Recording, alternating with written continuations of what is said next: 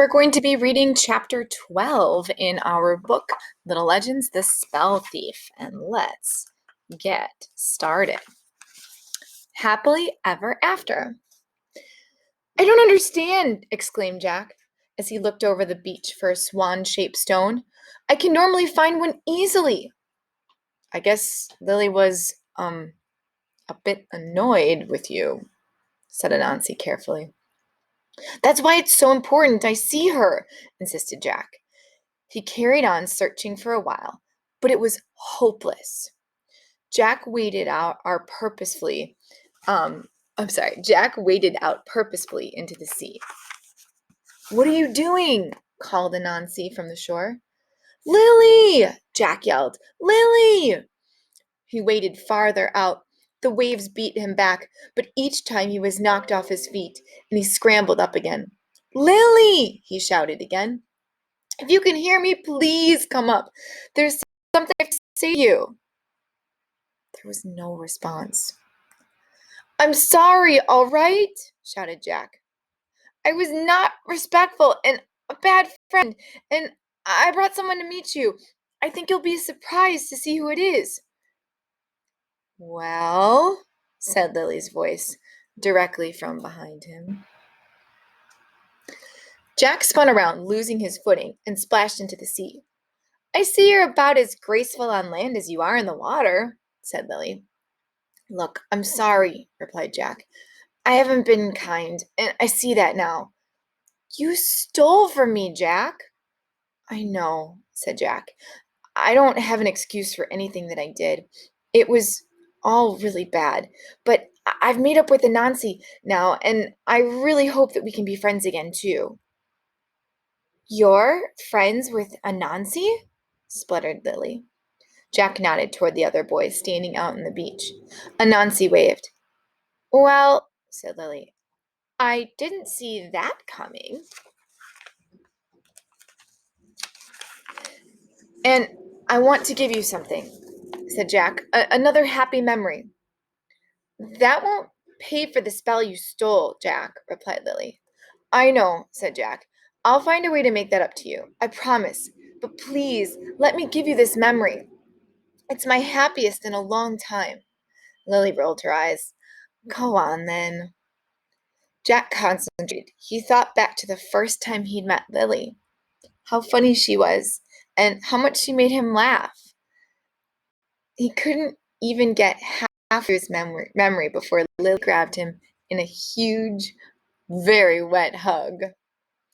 Oh, Jack, she said happily. That is literally the nicest thing anyone has ever done for the last 3 minutes. But I won't keep that one. In fact, I wasn't going to keep any of the others either.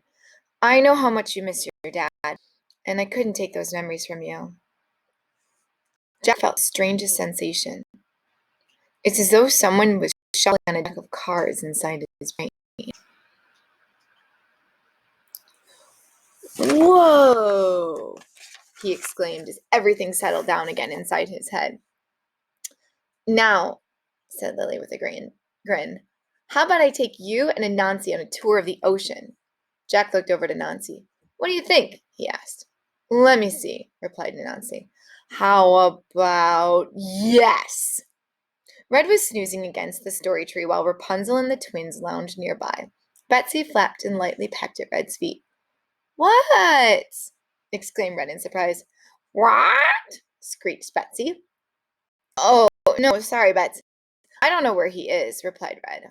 And to be honest, I don't really care. What? Squawked Betsy. I know it's not your fault, said Red, stroking the hen, but I really am mad at Jack right now. She lay back against the tree while the twins argued about which was the better color, blue or green. She was starting to get over the horror of having to spend the whole afternoon in a fish pond when Rapunzel asked quietly, So, what was it like being a mermaid? Red opened her eyes. I told you, she growled. I don't want to talk about it. I know, said Rapunzel, but, must have been. I said I don't want to talk about it. Rapunzel had just opened her mouth to speak again when Hansel and Gretel interrupted her. Look, here comes Anansi and Jack. Red and Rapunzel spun around, walking along the pathway, soaking wet, chattering like they'd known each other for years, were Anansi and Jack. What about that cave where everything glowed in the dark? Exclaimed Anansi. And who'd have thought an octopus would have known so many great jokes? Added Jack. I'm sorry, said Red, shaking her head. Last time I checked, you two were bitter enemies, and now, well, this? She pointed at the two of them. What? Added Betsy. Jack sighed. Do you want the long version or the short one? The twins, Red and Rapunzel, looked at each other. Let's go for short, said Rapunzel. Okay, replied Jack. Well, it goes like this. I wasn't being kind. I let all of you down, and I owe you, he looked at Red, a huge apology. Red glared at Jack. Anansi stepped in. Honestly, Red, if I had to hear Jack apologize to another person today, I think I'll have to eat my own ears. You wouldn't want me to eat my own ears, would you? A hint of a smile curled around Red's mouth. You have to help me, continued Anansi. There's no way I could eat them while they're still attached to my head, and they seem to be pretty well stuck on. He tugged at his ears. Red smiled, even though she was still trying to feel angry. Okay, said Anansi, if that's how it's going to be. Red, if you grab this one and Rapunzel takes the other, it shouldn't take us too long. So on the count of three, you pull. Okay, 1, 2. All right, exclaimed Red. You can't keep your silly ears, Anansi. I'll find you something else to eat if you're that hungry. So, are we okay? Asked Jack. As long as you're going to stop acting like that, then yes, we are okay, replied Red. Great, Rapunzel said, but there's just one thing I'm still curious about. Everyone turned to look at her. I'd still like to know how it feels to be a mermaid.